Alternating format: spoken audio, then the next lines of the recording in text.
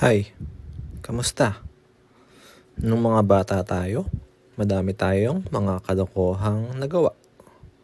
Isa sa mga kalokohan ko nung bata ako ay nung minsan naisipan kong mag-try ng yosi. Dahil nung naaamoy ko siya, para bang ang bango-bango niya. Kaya naman, naisipan kong gumawa ng sigarilyo dahil akala ko ganito siya ginagawa. At para masubukan ko na din siya. So, ito nga pala yung mga sangkap na ginamit ko. Oslo paper, pinagtasahan ng lapis, cotton balls, at saka pandikit.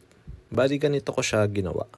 Ginupit ko ang papel, tapos pinalaman ko yung pinagtasahan, tapos nilagyan ko siya ng cotton para maging filter. At nirolyo ko siya ng parang yosi. Wow! Nung tinry ko na siya, yak!